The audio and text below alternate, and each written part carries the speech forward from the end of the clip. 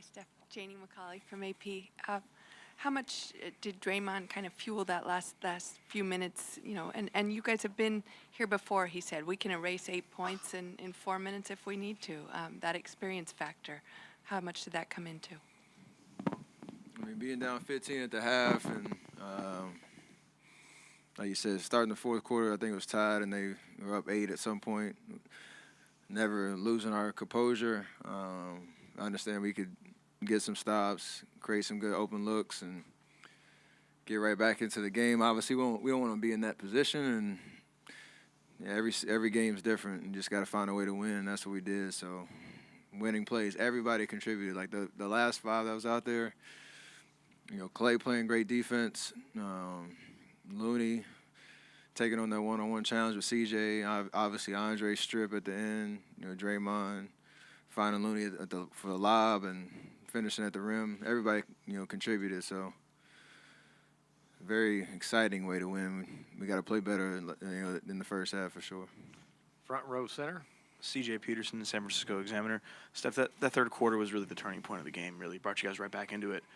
As a team, you guys are no strangers to third quarter explosions like that. What makes you, as a team, so lethal in that third frame? I've never had a good answer for that. I don't know what it is. I mean, we obviously got challenged at halftime to, you know, play with more energy, more fight, more competitiveness, and we obviously answered it, but I don't know what it is. Finding that edge, you know, when our back's against the wall, obviously you don't win every game, but we competed. And it was an exciting, you know, brand of basketball for that, you know, that 12 minutes, and gave ourselves a chance to win down the stretch. You know, down 15, it was actually, you know, 13-0 run coming out of halftime. That's crazy. But we've done it before. We don't want to be in those situations, though. Third row, left-hand side. Steph, Mark Medina, Bay Area News Group. Given that you and Clay have produced so well as a tandem over the years, what are your guys' leadership approaches without Kevin Durant versus normal circumstances? It's pretty much the same. We don't change our personality or anything. It's just, again, when you're missing a guy like that can produce 30 points, you know, however many rebounds, and just creates so much attention, it changes the way you play a little bit. But when we have those opportunities to be aggressive, do what we do, feed off the other guys that are out there, you know, moving without the ball, just taking shots that we know we can take and make, and playing with that aggressiveness, that's normal for us. But it's leadership-wise, in terms of what we're saying, how we're, you know, handling ourselves, and the energy that we play with, that never changes. Second row, right-hand side. Mark Schwartz, ESPN. Steph, take us inside Curry versus Curry, especially in tonight's game when it was so close and you both had so much to do with how the outcome went, and he was kind of really going at you, took the ball away from you a couple of times, hit that big shot. What's that like for you guys? This was like the coolest experience I think I've ever had playing, you know, against him. We talked about the stage, and he was amazing tonight. You know, every minute he was out there defensively, he was a pest. Made 3 big shots in the fourth quarter that were very timely. And for my parents, I know we talked about it the whole series, and these last 2 games, it's probably nerve-wracking as heck for them, but it worked out perfectly tonight. He played well, and we won. Standing up, left-hand side. Steph, you guys are up 2-0, just like you were last series. Going into Portland, I think it's 17 years last time they played a Western Conference final. What are you expecting in that environment, and where does the mental have to be as you guys approach Game 3? If we can bottle up our performance in the second half tonight and carry that on the plane with us tomorrow, and get off to a good start on Saturday, that'd obviously be helpful. But they have an amazing atmosphere. It's loud, it's energetic. Fans really care, they're passionate, so I know they're going to be excited. We got to do whatever we can to hopefully take them out of it early. Knowing Portland's going to feed off of that energy, and it's going to be tough to win up there, so we got to bring it. Third row, left-hand side. Joe Hughes, KCBS Radio. You faced Andre Iguodala in a playoff series. You know how great his hands are when he's guarding you defensively. Can you give us an idea what it's like to go against somebody with those kind of hands? Because he came up with a big steal for you guys tonight. He's been doing it for years. He just has a knack for it. He's got quick hands, strong hands. He uses his wingspan really well, and he's just smart. So it speaks so much or so highly of a guy that can have a game like he had, where offensively there weren't many opportunities, but he makes the biggest play of the game to help us win. And he's that so excited about that part, of his role for our team, and we want to celebrate that. So he's unbelievable. Every time he does it, it's kind of, I wouldn't say it's surprising, but you're just kind of in awe of it because not many guys can make plays like that consistently. Far back center. Ramona Shelburne with ESPN.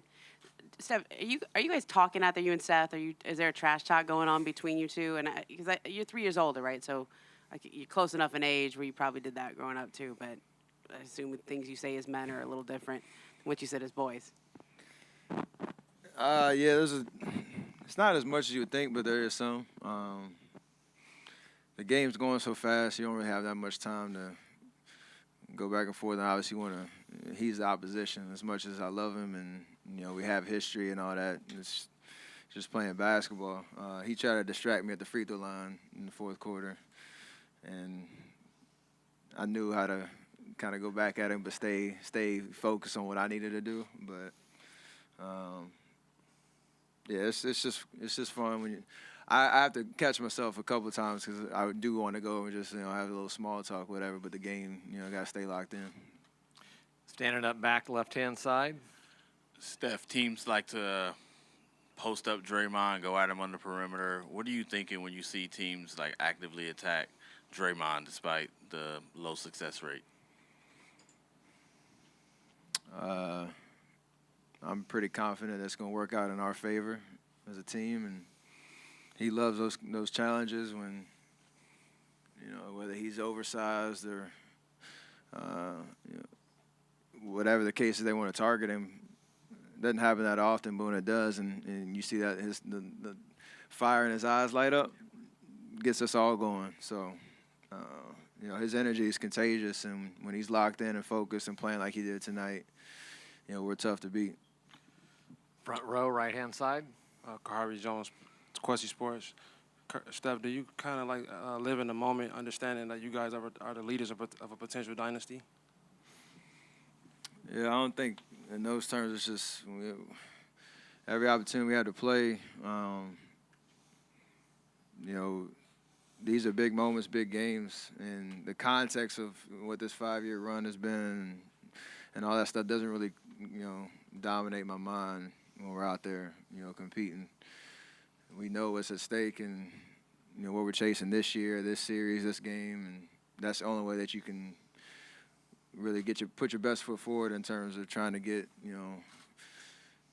back to the mountaintop. So we'll have plenty of time when we lace or hang the sneakers up to really go back and think about all the different experiences and highs and lows. But right now, we're 2 games away from another finals appearance. It's pretty special. Final one, back left-hand side. Yeah, hi, Steph. Ryan Leong, Associated Press Radio. You guys certainly miss Kevin Durant. He may not be back for another week, but you guys feel comfortable enough now that you've got the cast of characters that you guys brought even Andrew Bogut back, that you guys can get it done without KD. We're confident we can win, but we would much rather have him, playing. So we're gonna hold the fort down until he gets back and go win, another championship with our full squad. So, with him and DeMarcus as well, we understand how great of players they are and how they, raise our ceiling even higher. But to your point, yeah, we feel like we can still win games no matter who's out there on the floor. And that's why we're in the position we are and have won championships with, all the injuries we've had and all that type of stuff. So we know what the mission is, and we're on it right now.